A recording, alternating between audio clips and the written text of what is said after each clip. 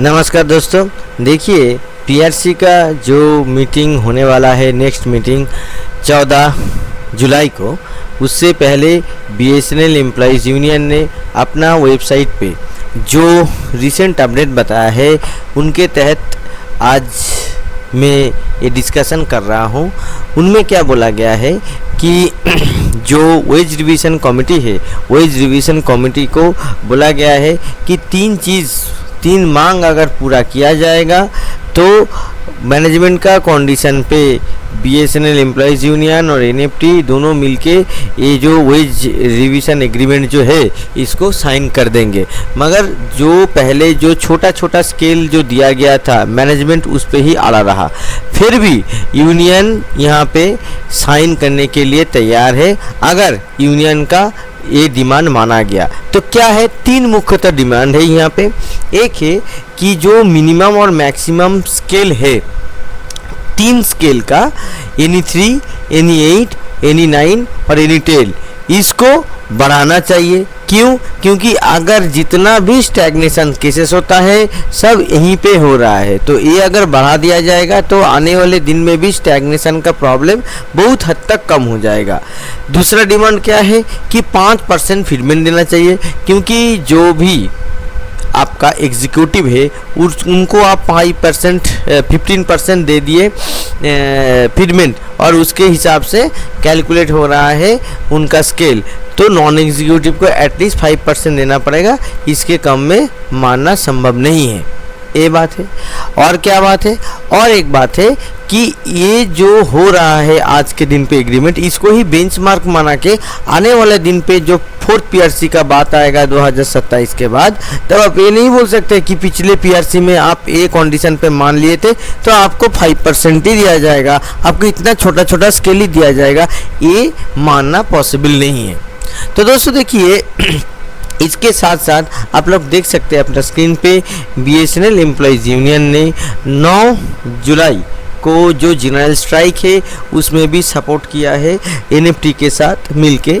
तो यहाँ पे जो डिमांड रखा गया है, जो आपका 9 जुलाई का जो स्ट्राइक है उसमें जो डिमांड रखा गया है, उसमें मुख्यतः जो डिमांड है पार्ट ए में, वो देखिएगा जो नेशनल मॉनेटाइजेशन पाइपलाइन के तहत जो चीज़ों को, सरकारी संपत्ति को कैपिटलिस्ट और पूंजीपतियों के हाथ में दिया जा रहा है, और जो एंटी लेबर जो लेबर कोड लाया जा रहा है, इसके खिलाफ जो आवाज़ उठाने के लिए, और जो मिनिमम वेज 26,000 रुपया कम से कम करने के लिए अनऑर्गेनाइज सेक्टर में कॉन्ट्रैक्ट लेबरर्स के बीच में, तो ये सब डिमांड में बेसिक डिमांड के ऊपर ये स्ट्राइक हो रहा है। उसके साथ बीएसएनएल एम्प्लॉइज़ यूनियन ने अपना जो डिमांड है उसको भी यहाँ पे ऐड किया है, और वो डिमांड क्या क्या है आप लोग देख लीजिए।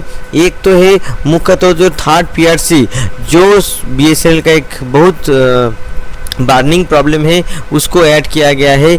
उसके साथ क्या है कि जो ग्राहकों को जो 4G और 5G का जो सुविधा नहीं मिल रहा है, इसको जल्द से जल्द इम्प्लीमेंट करने के लिए मैनेजमेंट के ऊपर मांग किया गया है।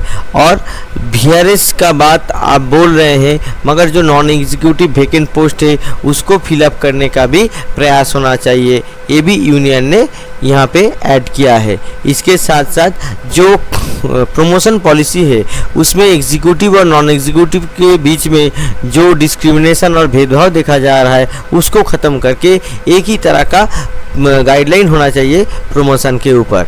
और उसके साथ सफिशिएंट मैन पावर को जो है उसको लाइस एग्ज़ाम के तहत जो प्रमोशन है उसको सुविधा भी खोलना चाहिए कि आने वाले दिन पे ये लाइस एग्ज़ाम दे सके। अभी लाइस एग्ज़ाम का बहुत ही ख़राब हालात है, और जो कॉन्ट्रैक्ट वर्कर्स को जो एक्सप्लॉइट किया जा रहा है, ईपीएफ और ईएसआई का सुविधा से वंचित किया जा रहा है, उसका भी यहाँ पे जिक्र किया गया है।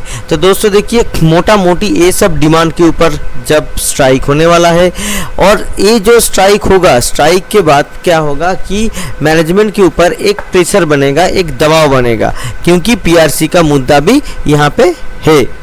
तो यूनियन ने ये नया जो मीटिंग जब ज्वाइन होगा, मीटिंग होगा 14 जुलाई को, उससे पहले ये हड़ताल हो चुका है, ठीक है। और उस हड़ताल का जो इफ़ेक्ट है वो इफ़ेक्ट और उसका प्रेशर के वजह से मैनेजमेंट को शायद एक मिडिल ग्राउंड खोज के वहाँ पे सेटल करना पड़े वो एग्जीबिशन, इतना ही उम्मीद हम लोग कर सकते हैं। हालांकि यूनियन ने जो डिमांड रखा है वो डिमांड बहुत हद तक कॉम्प्रोमाइज़ के बाद ही ये डिमांड रखा गया है, क्योंकि यूनियन मैनेजमेंट का मैक्सिमम बात मान के ही सिर्फ और सिर्फ मतलब थोड़ा बहुत एम्प्लॉय को सेफगार्ड करने के लिए ही ये डिमांड रखा गया है। इससे मैनेजमेंट को बहुत ज़्यादा नुकसान नहीं होने वाला है। अगर मैनेजमेंट का इच्छा रहा, पॉजिटिव एटीट्यूड रहा, तो 14 तारीख को जो एग्जीबिशन कमेटी का जो सिग्नेचर है वो हो जाना चाहिए। इसी उम्मीद के साथ इस वीडियो को ख़त्म करते हैं। नमस्कार।